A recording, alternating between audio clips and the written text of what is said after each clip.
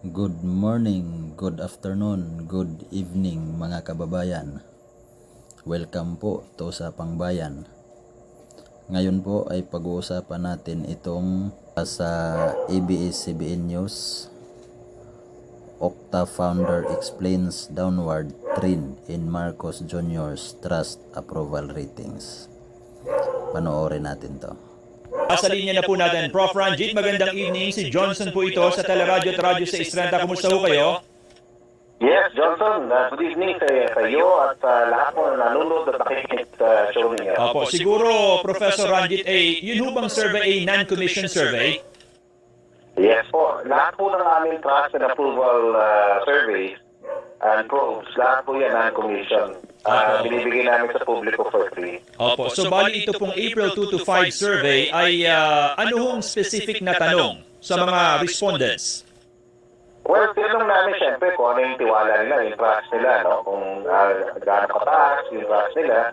And ang lumalabas sa survey, nag-decline po ang halos lahat ng top government officials when it comes to trust, no? Presidente nag-decline po from 65% nung fourth quarter ng 2024 to 60%. So may minus or may bagtak siya na 5 percentage points. So nag-decline po si Presidente hindi lang sa trust, pati po sa performance po. Dati po nasa 64% siya nung fourth quarter ng 2024. Bumagsak po yung kanyang trust rate, performance rating ng 5 percentage points. Opo, So siguro. sa lahat ng mga government officials, ang tumaas lang po ng malaki ang tinaas ay si VP Sara Duterte.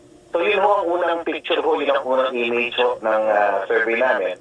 Bumaba ho yung presidente, yung ating Senate President, yung House Speaker, na bumaba ho yung trust and performance ratings po nila. Opo. Ang tumaas lang po si VP Sara Duterte. Yung tinaas si VP Sara Duterte, plus 9 percentage points ang tinaas niya sa trust from 49 to 58%. At sa performance, from 48 to 56%, plus 8 percentage points. Opo. Mataas po tinaas niya this quarter. Opo. Prof. Ranjit, I-try nating tingnan to guys kung gaano katotoo itong survey. Kasi survey lang naman to eh. Ang survey po kasi, pwede po kasing gawa-gawa lang yan. So, magiging ano lang tayo. Patas lang tayo. Ito guys, may nakita tayo dito.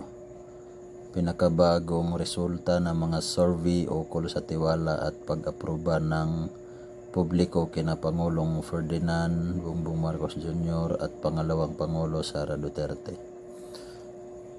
Sa Pulse Asia, Ulat ng Bayan, Marso 23 to 29. Isang linggo. Pangulong Marcos Jr. approval rating 25% mula sa 42% noong Pebrero. So bumaba nga sa Pulse Asia.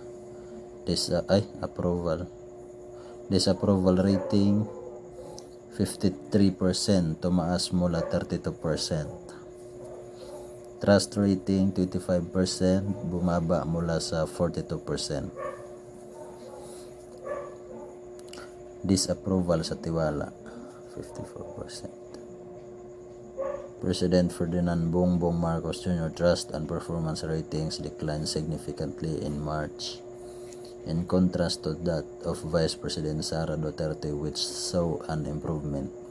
Results of a recent survey by Pulse Asia showed, based on the findings of Pulse Asia's March 2025 Ulat ng Bayan survey, Marcos Jr. approval rating fell by 17 percentage points from 42% in February to 25% in March. His disapproval rating, on the other hand, soared by 21 points to 53%. Marcos' performance rating especially decreased largely in the National Capital Region by 24 percentage points, followed by Balance, Luzon, Mindanao, and Visayas. 8 percentage points. Opo. Mataas po ang tinaas niya this quarter. Opo. Prof. Ranjit, pagka ho ganyang survey, di ho ba na ifa-factor in din yung timing ng pagsasagawa ng survey? Sa panahon po ng April 2 to 5, ano bang mainit na issue po ng mga araw na yon? Halimbawa ay na po pwedeng makaapekto sa pagbaba ng trust and approval ratings ng Presidente from 65 to 60? Well, ang malaking bagay dito kasi hindi lang naman ito nangyayari isang linggo lang. No? So, ang perception nakikreate yan over a quarter. And sa aming mga pag-aaral sa probes namin for the last 3 months, no? And of course, yung last quarter namin, yung fourth quarter, tatlo ho ang pangunahing urgent concern ho ng ating mga kababayan. Number 1 ho, yung problema na sa mataas na presyo ng mga bilihin, yung inflation. Number 1 yan, more than 50% ho, close to 60% ho na ating mga kababayan. Sasabi, yan ang number 1 urgent concern. Pag sinabing urgent concern sa aming surveys, yun ang dapat bigyan ng solusyon ng gobyerno. Pero alam naman natin, syempre ang inflation, hindi naman talaga lahat yan masusolusyon ng gobyerno, so nakakaintindi dyan. Pero yun, ganun pa man, yun ang number 1 concern. Pangalawa ho, yung quality jobs, access no to quality jobs, trabaho. Yan, concern ho ng maraming kababayan natin. Number 3, yung affordable food. Yung tatlong concerns na yan, sa aming pagkakaintindi, doon sa Remanan Pros, hindi masyado satisfied ang mga kababayan natin sa response ng gobyerno tungkol dyan. So yan, naka-apekto yan most likely sa trust and approval ratings ng Presidente.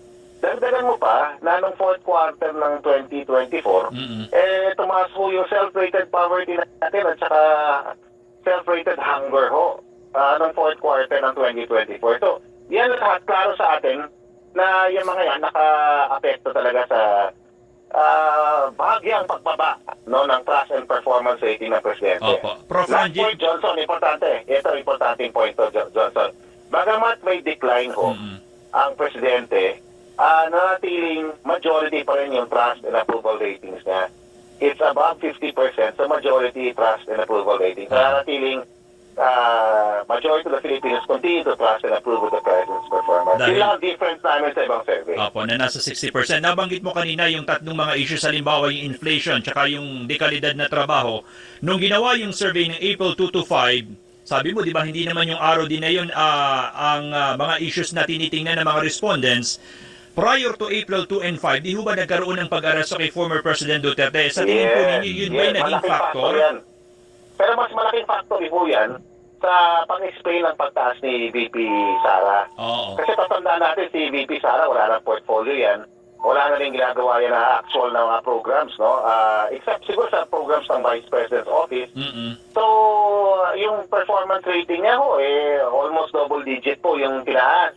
So, ang mahirap i-explain na hindi mo isasama yun po sa konteksto, yung pag-aresto ng kanyang tatay na talagang very popular pa rin hanggang ngayon.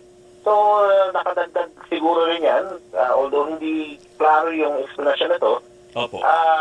sa trust niya at pagdating sa trust, tumaas ng bagya yung trust, ng malaki yung trust niya, na-apekto rin yung performance. Kasi ang importante din dito yung performance. So, totoo yung criticismo na pag tinignan naman yung last quarter, hindi natin klaro kung ano yung ginawa talaga ni VP Sara in terms of performance. Kasi tumaas po siya, hindi lang sa nationwide, across Balance Luzon, NCR, Visayas and Mindanao, and across po classes, class A, B, C, D at E. Opo. So, yun ho, na importanteng pag-aralan natin, paano iniintindi ng ating kababayan yung konsepto ng trust, ano yung satisfaction. So, para sa kanila, ang pinakamataas na, ang pinaka-gainer na yung kwarto na to, si VP Sara, talaga nag-reverse yung kanya numbers.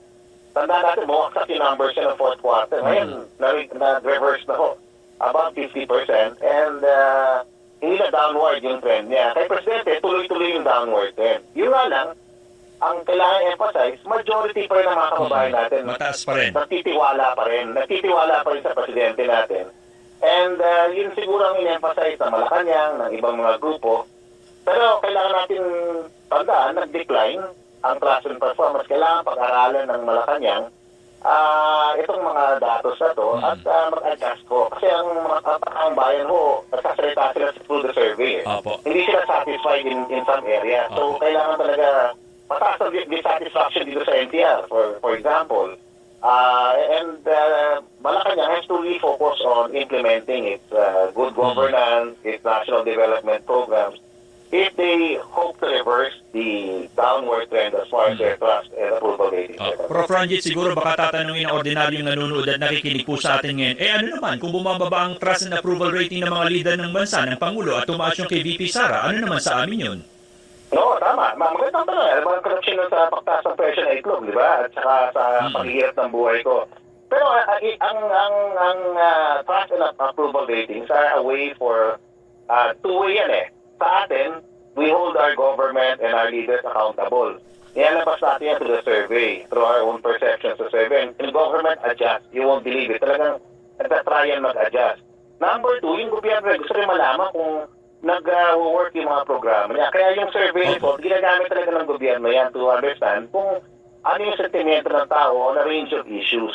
So, importante yung surveys in that respect. Para sa atin, dahil siyensya yan, pinapakinggan yan ng mga kasama natin sa Malacanang, yung mga top government officials, pinapakinggan yan eh. Sa ating mga kababayan, yan yan nating instrumento para sabihin sa ating mga leader, no, oy, gising naman. Hindi na ninyo ginagawa yung dapat yung gawin. Ako na pamumulitik, magtrabaho naman kayo. Alright. So, yan yung function ho ng surveys. And hopefully, hindi lang kami, yung marami pang gumagawa ng surveys, ito ho yung kailang, their own perspective at saka their own purpose. It's to inform people in power. Opo. Okay, Alright. how people think, how our people think on a range of issues. And hopefully, it will change the way they manage things. Yun ang goal talaga. Alright. Professor Ranjit Ray, maraming salamat sa So yun po, magbabasa tayo ng ilang comments. Ano bang nagawa ni Sara Lostay o ambag niya sa gobyerno? Puro liabilities naman ang ginagawa. Paano tumaas ang performance ni VP? Ano ba ang ginagawa niya?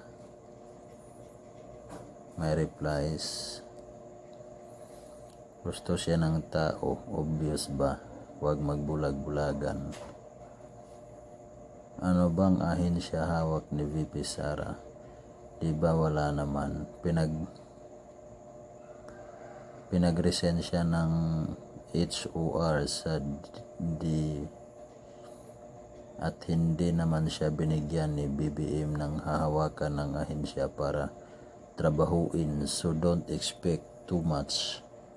She doing her job in her own way to help Filipino people.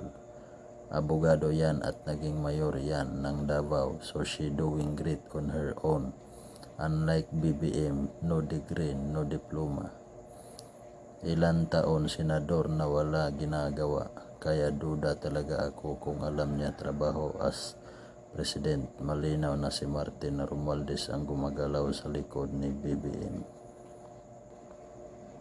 Ang trabaho ng Vice President ay manatiling safe at healthy because she is the only one who can replace the President if something bad happens. Saka wala siyang hawak ng government agency right now. So ano gusto nyo? Mamigay siya ng lugaw like previous Vice President Lini? Makisawsaw sa trabaho ng DSWD na mamigay ng ayuda? Okay. Kalukuhan lang yan, survey, yung wala ginagawa at ngaw siya pa mataas, imposible yan. Lihis issue naman gamit EBG issue sa WPS. Tama na po, bangag, wag mong guluhin ang bansa. Mag-isip po kayo, kawawa ang taong bayan. Tugunan niyo po kahirapan ng bansa, hindi digmaan. Gumising na po kayo. So ayan po yung ilang comments. Well, sa ganyan pong issue ay mag-abang-abang na lang po tayo kung anong mga mangyayari sa susunod. Kasi survey lang naman yan eh. Malaking factor po ang survey, pero still maghintay pa rin po tayo hintayin pa rin po natin yung mga susunod na updates. So ngayon mga kabayan ay hanggang dito na lang po muna tayo sa araw na ito. Kayo po ay may kalayaang magpahayag, mag-comment kung ano ang inyong opinion. Maraming salamat po sa panonood. God bless.